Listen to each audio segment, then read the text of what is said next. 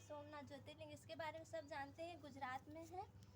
परमात्मा जब संगम पर अवतरित होते हैं तो सभी आत्माओं को ज्ञान रूपी अमृत पिलाकर ज्ञान रूपी अमृत से हमें भरपूर करते हैं, इसलिए उसके प्रति में बनाया गया है सोमनाथ। परमात्मा इस धरती पर अवतरित होते हैं और हमको आत्मा, परमात्मा, अच्छे बुरे सबका परिचय देते हैं।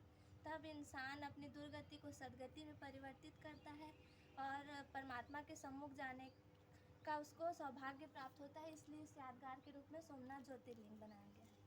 दूसरा है मल्लिकार्जुन। अर्जुन का अर्थ है ज्ञान अर्जन करने वाला। जब आत्मा परमात्मा से ज्ञान का अर्जन करती है और विश्व की मालिक बनती है, इस यादगार में इस ज्योतिर्लिंग को बनाया गया है मल्लिकार्जुन। फिर तीसरा है महाकालेश्वर। महाकालेश्वर के बारे में तो सब जानते हैं, ये उज्जैन मध्य प्रदेश में आता है। महाकाल का अर्थ है जो कालों के काल है महाकाल। ये जब सृष्टि पर जब बुराई अपने चरम सीमा पर होती है तब परमात्मा इस धरती पर अवतरित होते हैं और इस पुरानी पतित दुनिया का विनाश करके नई सतयुगी दुनिया की स्थापना करते हैं। इस यादगार के रूप में महाकालेश्वर ज्योतिर्लिंग है। परमात्मा इस धरती पर अवतरित होते हैं, सभी के हिसाब किताब यहाँ चुकतू होते हैं और हमको अपने साथ ले जाते हैं और फिर नई सृष्टि की स्थापना करते हैं। तीसरा है ओंकारेश्वर। ओंकारेश्वर ज्योतिर्लिंग, आइए ना अंकल। ओंकारेश्वर ज्योतिर्लिंग मध्य प्रदेश में है। यहाँ ओंकारेश्वर और मामलेश्वर ये दो ज्योतिर्लिंग है नर्मदा नदी के दोनों पाटों पे। जिस प्रकार ये दोनों ज्योतिर्लिंग कभी आपस में मिल नहीं सकते, परंतु हाँ हमने हमेशा ये सुना है कि आत्मा परमात्मा में विलीन हो जाती है, लेकिन जैसे ये दोनों कभी विलीन नहीं हो सकते वैसे आत्मा परमात्मा में कभी विलीन नहीं होती। आत्मा परमात्मा ने ही आत्मा को बनाया है, आत्मा का कभी नाश नहीं होता, इस शरीर का ही नाश होता है। आत्मा में उसके संस्कार सदैव इमर्ज रहते हैं। हम जो अच्छे बुरे कर्म करते हैं वो हमारी आत्मा के साथ जाते हैं। इस यादगार के रूप में ये ज्योतिर्लिंग है कि आत्मा परमात्मा विलीन नहीं होती, आत्मा परमात्मा से सीखती है और अपने पापों को भस्म करती है और इस दुनिया से अपने कर्तव्यों का पालन करती है।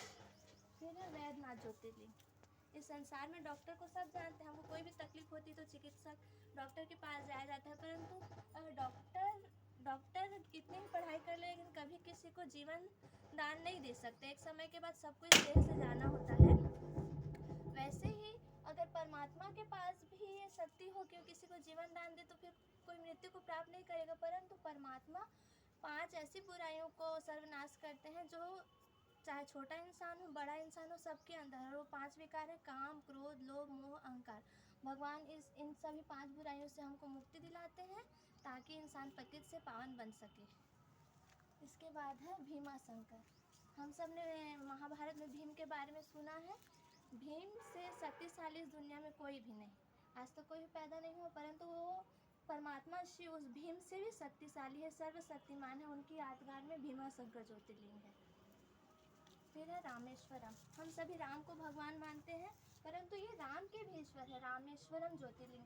हमने रामायण में देखा है जब वो सेतु पार करने का वक्त आता है तो राम भी शिवलिंग बनाकर इनकी आराधना करते हैं, तो इसीलिए राम के भी ईश्वर है। राम देवी देवता है, राम कृष्ण ये सभी देवी देवता है। अपने अच्छे कर्मों के कारण वो इतने पूजनीय बने कि आज हमको पूज रहे हैं, और वो भी हम में से ही कोई रहे होंगे। वो अपने अच्छे कर्मों के कारण त्रेता युग में आए, हमने उनको पूजा। परंतु राम के भी ईश्वर कौन है, तो परमपिता परमात्मा शिव।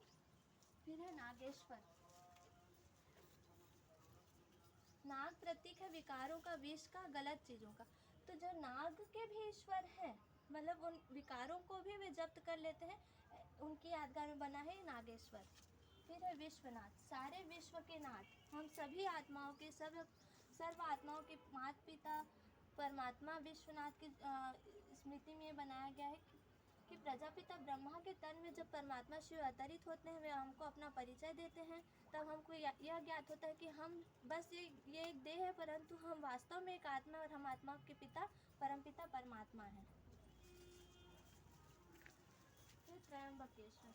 अभी हम सब जानते हैं कि ब्रह्मा विष्णु महेश, ब्रह्मा द्वारा इस सृष्टि की स्थापना होती है, विष्णु द्वारा पालना होती है और शंकर द्वारा विनाश होता है। हम मुख्य रूप से यही तीनों देवताओं को मानते हैं, परंतु इन तीनों देवताओं के भी ईश्वर है परमपिता परमात्मा शिव। वो इनके रचयिता हैं। इसीलिए हम हर शिवलिंग में देखते हैं कि 3 धारियाँ होती है, उसके बीच में एक ज्योति होती है। तो 3 धारियाँ जो होती हैं वो ब्रह्मा विष्णु महेश के प्रतीक हैं, और जो ज्योति बिंदु है वो परमात्मा है, वो इन सब के रचयिता है, और हम आत्माओं के भी वो रचयिता है। तो ये उसका यादगार है। फिर केदारनाथ। केदारनाथ उत्तराखंड में, इसको तो सब जानते हैं, ये बहुत फेमस रहा है। परमात्मा का स्थान सबसे ऊंच है, तो ये उससे यादगार में है। सभी ज्योतिर्लिंगों में ये भी सबसे ऊंचे स्थान पर पर्वत में, बाकी सभी धरातल में है, क्योंकि परमात्मा का धाम सबसे ऊपर है, वहाँ कोई पहुँच नहीं सकता, अभी तो नहीं।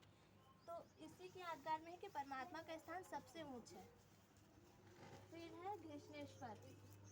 भगवान इस धरती पर आते हैं, सबकी मनोकामनाएं पूर्ण करते हैं। हम भक्ति करते हैं तो हमको भी उसका फल मिलता है, परंतु भक्ति का फल एक जन्म के लिए मिलता है।